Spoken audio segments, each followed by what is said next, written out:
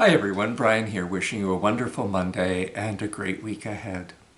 We're continuing to look at John the Baptist as the four evangelists have described him.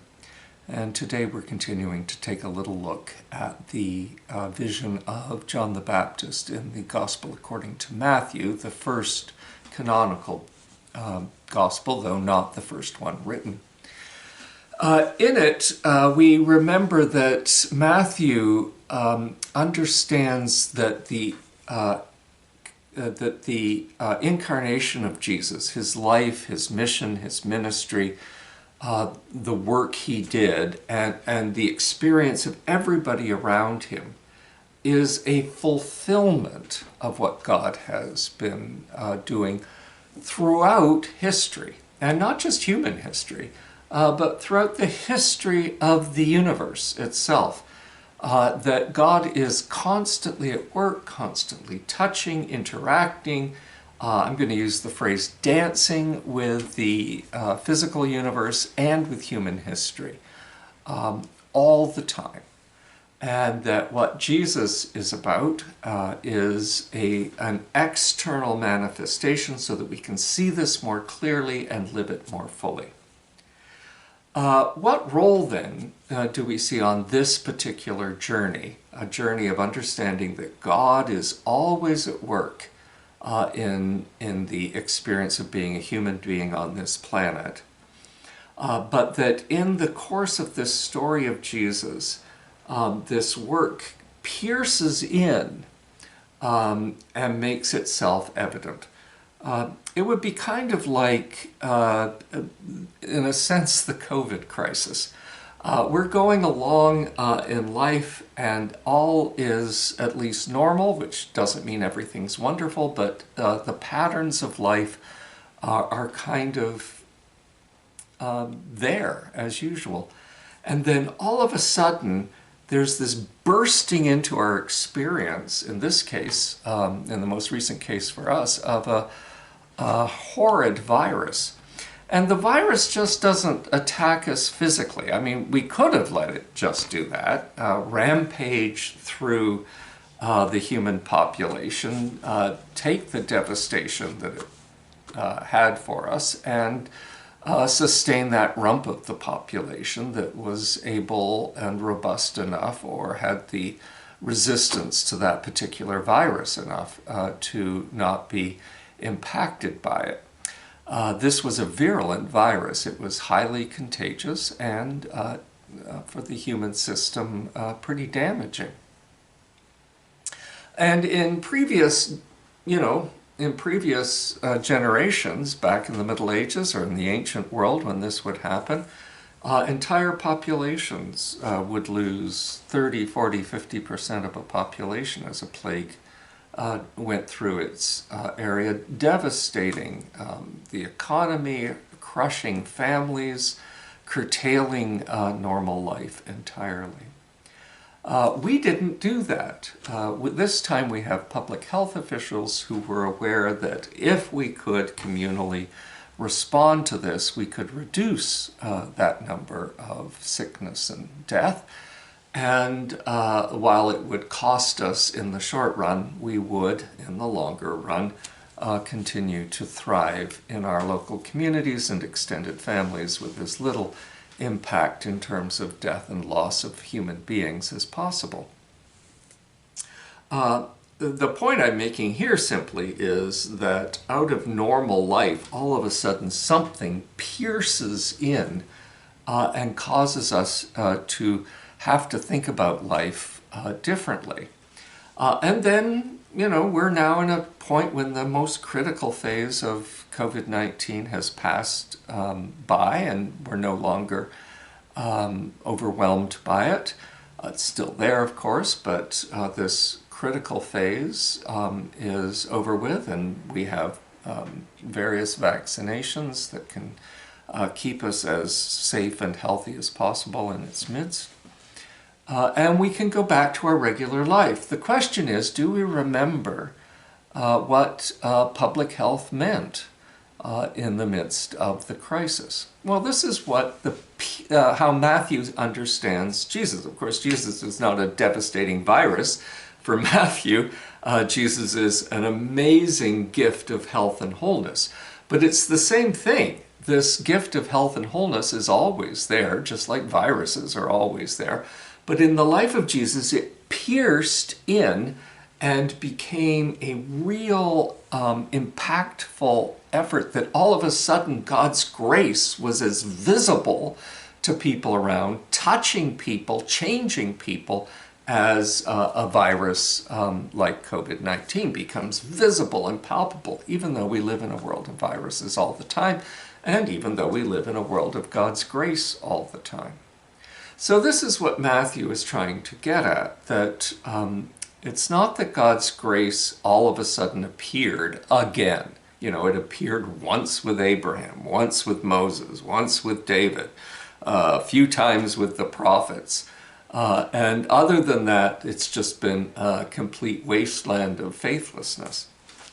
Matthew has another vision, that God's grace is always there, and that it's always available to us. But in this moment, in this point in history, there was a bursting forth of that grace in Jesus, and resonant in the people around Jesus. So what does that mean for John the Baptist? When we looked at the Song of Zechariah, what we were saying there was that John the Baptist is able, or Zechariah is able to see that our everyday brains get in the way of our experiencing this grace of God. And that's what Matthew wants us to experience in his reflection on John the Baptist as a preacher at the river. So I'm just going to read that one paragraph. When John realized that a lot of Pharisees and Sadducees were showing up for a baptismal experience because it was becoming the popular thing to do, he exploded. "Brood of snakes, what do you think you're doing slithering down here to the river? Do you think a little water on your snake skins is going to make any difference? It's your life that must change, not your skin. And don't think that you can pull rank by claiming Abraham as father. Being a descendant of Abraham is neither here nor there. Descendants of Abraham are a dime a dozen. What counts is your life. Is it green and blossoming? Because if it's dead wood, it goes on the fire." I love this particular translation. Again, it's Eugene Peterson. Not because it's a better translation than the standard, Revised Standard Version of the Bible that we use, but because he's picked up on metaphorical inferences and brought them to the fore. Again, not that they're better, but that they resonate with us as, oh my goodness, what is he saying? And the culmination of this statement to the Pharisees and Sadducees is quite simple. And I love this particular phrase. Is your life green and blossoming? Because if you're just dead wood, we do with dead wood what happens with dead wood. It gets gathered up and used as fuel for a fire. And this is the basic question. Is our life green and blossoming? Well, we know that much of our life, excuse me, is on the treadmill of life itself, with a few piercing moments of feeling that we really are living life. And in my view, the journey of the soul is to kind of zero in on those incredible moments of liveliness when we can feel the greenness and the blossoming of our life. We know what they are. They're not that hard to come to. You know, when there's a new baby in the family, the first time you hold it, you can't help but have that experience of greenness and blossoming and joy and gratitude. It's just got to be there. I always joke that the Hallmark card company knows what this is because they've got cards for every one of these through the course of somebody's lifetime. When you get married, even things that are might be considered problematic or difficult, like when somebody dies. It may not be joyful in terms of being happy, happy, happy, but our sense of grief and loss is authentic and real. So we know when our hearts are stirred. We know when we feel truly alive. And we know that there are lots of simply deadly times. Times when we come to the end of a day and say, what on earth did I do today? I may have gotten a paycheck for it, but was it really of value to myself or to the world around it? I may have been with family and friends, but been lost in another place. I may have been reading a book and realized that I don't even know what the last 10 pages were. There are lots of times when we just are checked out or so busy running the treadmill that we have no time to feel that buoyancy and beauty of life. This is, of course, absolutely normal, and we should accept this and expect it. But what John the Baptist is saying is which of these two experiences are going to be the definition of your life?